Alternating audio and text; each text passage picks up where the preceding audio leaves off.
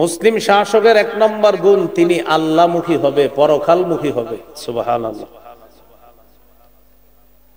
মুসলিম শাসক যতই সম্পদের অধিকারী হোক, তাকে যতই ক্ষমতা দান করা হোক, তিনি সব ক্ষেত্রে আল্লাহমুখী হবে, আখিরাতমুখী হবে, যদিও পুরা দুনিয়ার শাসন ক্ষমতা তাকে দেওয়া হয়। যেমন সূরা আম্বিয়ার ৮১ নম্বর আয়াতে আল্লাহ বলেন, ওয়ালিসুলাইমান আর-রিহা আসিফাতান তাজরি বিআমরিহি ইলাল আরদিল্লাতী বারাকনা ফিহা। আমি সুলাইমান নবীর জন্য ঝড়ু হাওয়া, প্রবল বাতাসকে তার অনুগামী করে দিলাম, তার বশীভূত করে দিলাম, তার হুকুমের নিয়ন্ত্রণ করে দিলাম বাতাসকে। মানে সুলাইমান নবী যা বলবে, আল্লাহ বলেন সুলাইমানকে আমি যোগ্যতা দিলাম, ক্ষমতা দিলাম, তার কথা বাতাসও শুনতে হবে। বাতাস কি করত? তাজরি বিআমরিহি। বাতাস সুলাইমান আলাইহিস সালাতু ওয়াস সালামের হুকুমে তিনি যদি বলতেন আমাকে অমুক জায়গায় নিয়ে যাও, তিনি আদেশ করা মাত্র আল্লাহ পাক রব্বুল আলামিন ওই বাতাসের গতি এমন করে দিতেন, সুলাইমান নবী বলতেন আমি অমুক জায়গায় যাব, তো বাতাস সুলাইমান নবীকে মুহূর্তের মধ্যে ১ মাসের দূরত্বে পৌঁছায় দিতেন। তাজরি বিআমরিহি ইলাল আরদিল্লাতী বারাকনা ফিহা। বাতাস সুলাইমান নবীর সিংহাসনকে, বাতাস প্রবাহিত হতো, এই সিংহাসন নিয়ে বাতাস উড়ে যেত এমন জমিন, যেই জমিনকে আমি বরকতপূর্ণ বানিয়েছি, তথা ফিলিস্তিন বা সিরিয়া। সুলাইমান নবী সকালবেলা কোথাও যাইতেন তো বাতাসকে বলতেন, ১ মাসের দূরত্বে গিয়ে রাষ্ট্রের খবরাখবর নেওয়ার পর আবার বিকাল বেলা বলতেন, আবার মুহূর্তের মধ্যে বাতাস সুলাইমান নবীর যে মূল রাজত্বের জায়গা, সেখানে আবার বাতাস তাকে পৌঁছে দিতেন। এখন আপনারা একটু বলেন, সুলাইমান আলাইহিস সালাতু ওয়াস সালামের যেই ক্ষমতাটা কি কম না অনেক বেশি আল্লাহ দিছে? এত ক্ষমতা দান সুলাইমান নবীকে আল্লাহ দেওয়ার পরেও সুলাইমান নবী সব ক্ষেত্রে আল্লাহর শুকরিয়া আদায় করতেন। এই সমস্ত ক্ষমতার সমস্ত কৃতিত্ব ক্ষণে ক্ষণে তিনি আল্লাহকে দিতেন। এ হলো মুসলিম শাসকের গুণ, তিনি আল্লাহমুখী হবে। যেমন সূরা নামলের ১৫ থেকে ১৯ নম্বর আয়াতে আল্লাহ বলেন, ওয়ালাকাদ আতাইনা দাউদা ওয়া সুলাইমানা ইলমা। আমি দাউদ এবং সুলাইমান নবীকে ইলম দিলাম, প্রজ্ঞা দিলাম। ওয়াকাল আলহামদুলিল্লাহিল্লাযী ফাদ্দালানা আলা কাসীরিম মিন ইবাদিহিল মুমিনিন। দাউদ নবী, সুলাইমান নবী উভয়ে বললেন সমস্ত প্রশংসা ওই আল্লাহর, যে আল্লাহ আমাদেরকে তার অনেক বান্দাদের উপর, আমাদেরকে তার বান্দাদের উপর সারা পৃথিবীতে আমাদেরকে আল্লাহ শ্রেষ্ঠত্ব দান করেছেন। সমস্ত প্রশংসা ওই আল্লাহর। আলা কাসীরিম মিন ইবাদি, মানে আল্লাহর অনেক বান্দাদের থেকে আমাদেরকে আল্লাহ শ্রেষ্ঠত্ব দান করেছেন। রাষ্ট্রনায়ক যিনি হবেন, মুসলমান রাষ্ট্রনায়ক, তিনি এটা বলবে এই যে আমার প্রভাব প্রতিপত্তি, এটার প্রশংসা পাওয়ার যোগ্য একমাত্র আল্লাহ, তিনি এই মর্যাদা আমাকে দান করেছেন, যা সুলাইমান নবী দাউদ নবী শিখিয়ে দিয়েছে। ফিলিস্তিন শাসন করছে ইহুদি সম্প্রদায়, যারা প্রায় ৪১৮ বছর শাসন করছে ফিলিস্তিন। এর মধ্যে ইমানি শাসন ছিল ৮০ বছর। বনী ইসরাইল ফিলিস্তিন শাসন করছে ৪১৮ বছর। এর মধ্যে ৮০ বছর ছিল ইমানি শাসন। ৪১৮ থেকে ৮০ বাদ দেন, কত থাকে? হ্যাঁ, 400 418 বছর, কেউ বলছে 438 বছর বনী ইসরাইল ফিলিস্তিন শাসন করছে। এর মধ্যে ৮০ বছর ছিল ইমানি শাসন। এই ৮০ বছর আবার দুই ভাগ। দাউদ নবীর ছিল ৪০ বছরের শাসন, সুলাইমান নবীর ৪০ বছর। বাবা আর ছেলে তারা দুইজন মিলে ফিলিস্তিন শাসন করছে 80 বছর। এই হলো ফিলিস্তিন, বনি ইসরাইলের 80 বছরের শাসন। তাহলে ইহুদিরা শাসন করছে প্রায় 400 বছরের বেশি, বনি ইসরাইলরা। এর মধ্যে ইমানি শাসন কয় বছর? মাত্র 80। এর মধ্যে 40 বছর দাউদ নবী, 40 বছর সুলাইমান নবী। তো ওই সুলাইমান নবীর শাসন আমল, যেটা আল্লাহ পাক রব্বুল আলামিন সারা পৃথিবীতে সুলাইমান নবীকে আল্লাহ পাক রব্বুল আলামিন আলাদা মর্যাদা দান করেছেন, আলাদা বৈশিষ্ট্যমণ্ডিত করেছেন সুলাইমান নবীকে।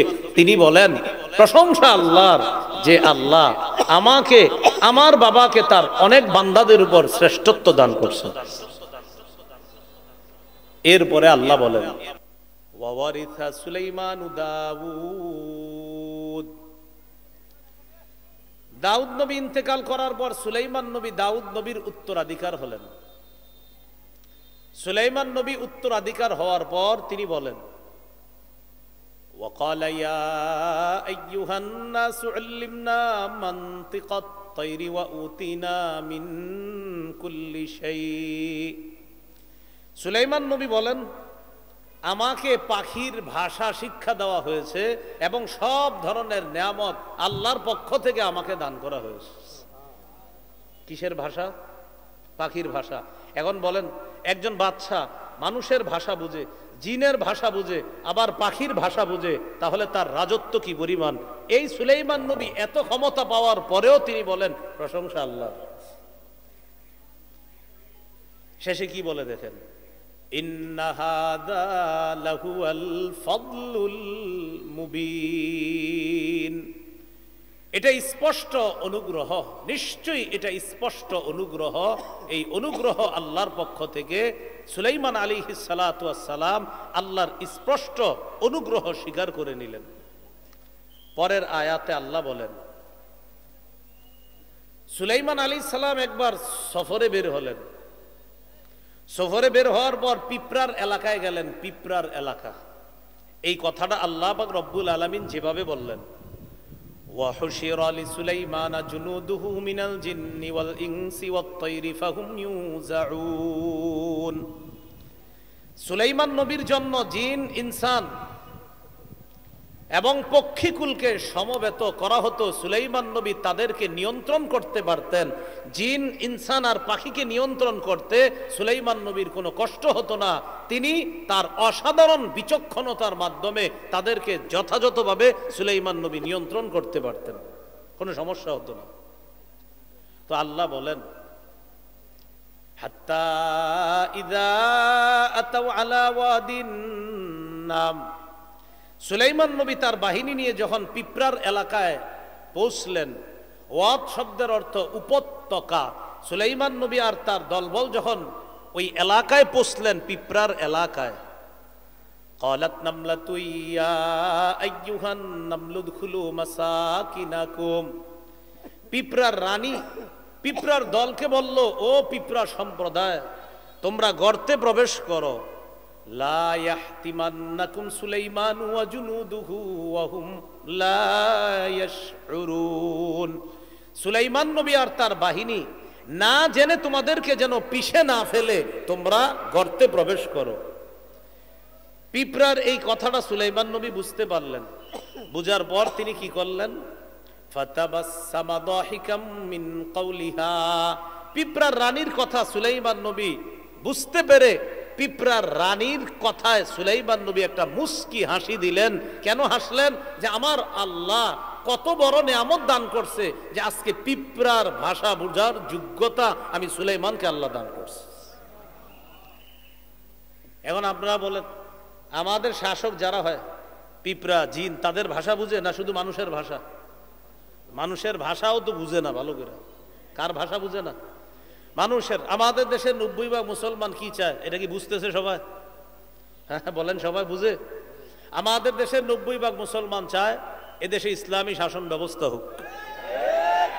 আমাদের দেশের 90% মুসলমান চায় এদেশে কোনো পশ্চিমা কালচার যেন কোনোভাবেই বাস্তবায়ন না হয়।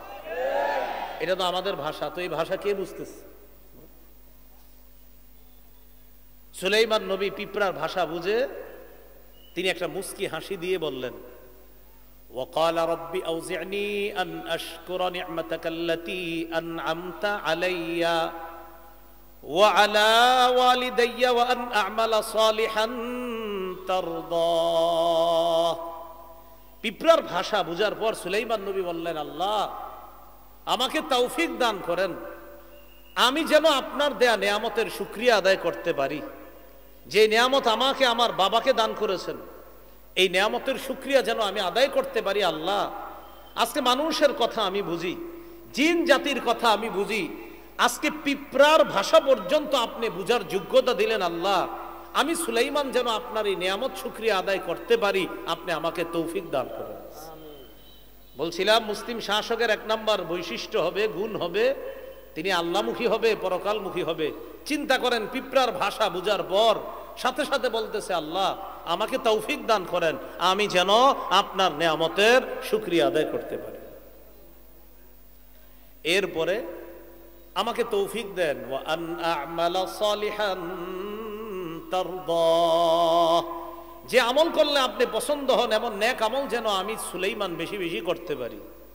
ওয়া আদখিলনি বিরহমাতিকা ফি ইবাদিকাস সালিহিন, আপনি আপন রহমতের মাধ্যমে আপনার নেক বান্দা যারা তাদের অন্তর্ভুক্ত আমাকে আপনি করে নিয়েন। একজন নবী, একজন বাদশা আল্লাহর কাছে বলতেছে, আল্লাহ আপনি রহমতের মাধ্যমে আমাকে নেক মানুষের অন্তর্ভুক্ত করে নিয়েন।